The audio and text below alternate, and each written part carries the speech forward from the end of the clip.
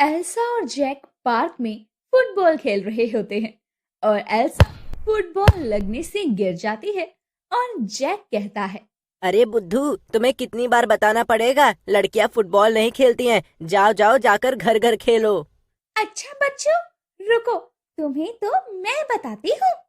अब एल्सा एक जोर से किक मारती है और फुटबॉल सीधा हिट करती है और ये देखकर जैक भी हैरान रह जाता है और सर पकड़कर कहता है। अरे बाप रे, क्या शॉट मारा है। दोनों बच्चे ऐसे ही कई देर तक पार्क में खेलते रहते हैं और फिर थक कर अपने घर चले जाते हैं। जैक और एल्सा भाई बहन थे जिनके माता पिता का देहांत हो चुका था और वो अपनी मासी नीनी के साथ रहा करते थे जिसने अभी तक शादी नहीं की थी। लेकिन नीनी इस बात से अनजान थी कि जैक और एल्सा के पास सुपर पावर्स थी। आ गए तुम दोनों, चलो जल्दी से हाथ मुंह धोकर तैयार हो जाओ, डिनर रेडी है, फिर सुबह स्कूल भी जाना है ना। दोनों जल्दी से फ्रेश होकर आते हैं और खाना खाकर सो जाते हैं। अगली सुबह दोनों स्कूल के लिए पैदल ही निकलते हैं। तभी जैक की शू लेस खुल जाती है और वो जैसे ही उसे बांधने के लिए नीचे झुकता है, उसको एक फूल गिरा हुआ मिलता है जिसे उठाकर वो कहता है। एल्सा, ये देखो, एक फूल। ओ, फूल!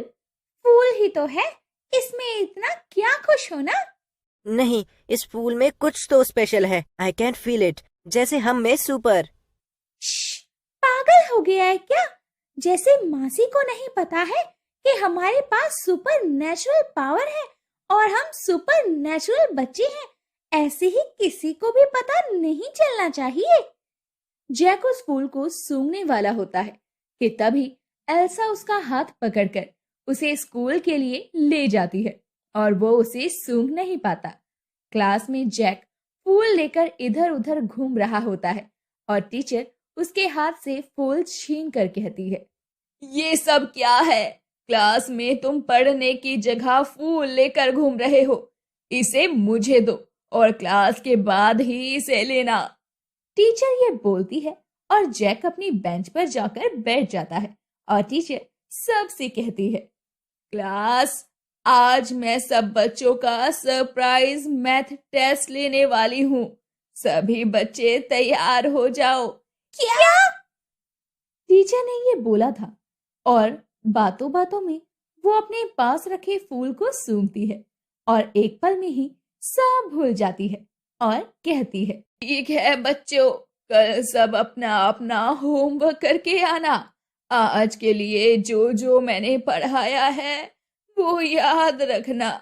ये सुनकर ऐसा धीरे से जैक को कहती है। पर टीचर ने तो कुछ पढ़ाया ही नहीं।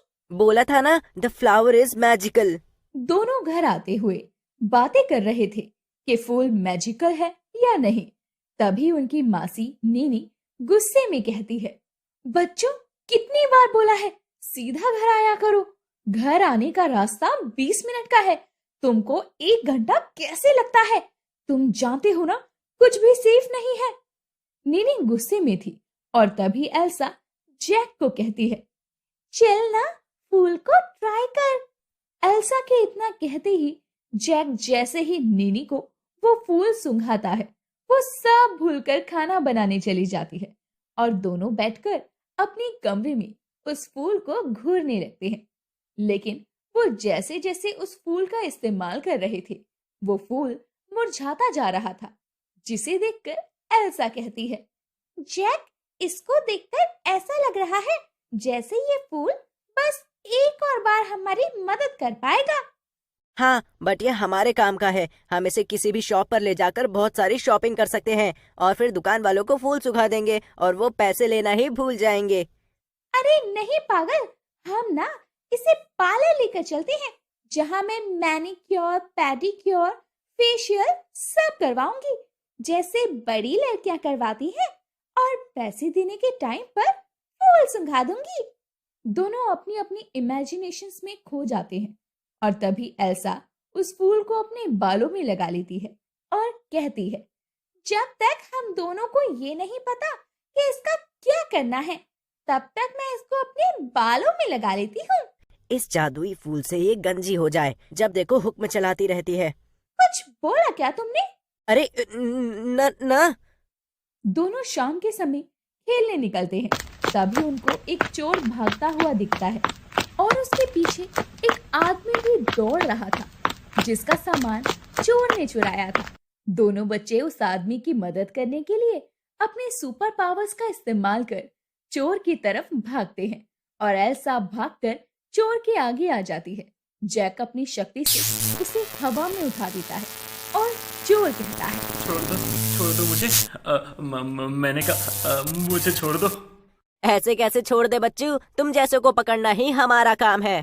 तुमको क्या लगा जैक, और एल्सा के रहते हुए तुम चोरी करके भाग जाओगे? नहीं। जैक अब चोर को 3-4 बार उठाकर पटक देता है और वो रोती हुई कहता है, अरे नन्हे शैतानो, अरे माफ कर दो मुझे। आज के बाद मैं कभी चोरी नहीं करूंगा, माफ कर दो मुझे। चोर को माफी मांगते देखकर दोनों बच्चे उसे माफ कर देते हैं। जिसके बाद जैक एल्सा से कहता है, एल्सा, इसने हमारा चेहरा देख लिया, ये सबको बता देगा कि हमारे पास सुपर पावर्स हैं। ये सुनने के बाद एल्सा अपने सर से उस जादुई फूल को निकालती है। मैं समझ गई जैक, हमको ये फूल कहाँ इस्तेमाल करना है। ये बोलकर एल्सा उस चोर को वो जादुई फूल सुंघा देती है, जिसके बाद वो फूल मुरझाकर गायब हो जाता है और दोनों बच्चे बिजली की रफ्तार से सामान लेकर वहां से भाग जाते हैं और अपने पावर से वो सामान उसके मालिक के पास पहुंचा देते हैं और चोर अपना सर खुजाते हुए कहता है, ये मैं कहाँ हूँ? ये कौन सी जगह है? चोर को कुछ समझ नहीं आ रहा था, कुछ याद भी नहीं था, पर इतना पता था कि उसकी जमकर पिटाई हुई है और उसको कभी चोरी नहीं करनी है। जिसके बाद वो कान पकड़ लेता है और दोबारा कभी भी चोरी नहीं करता।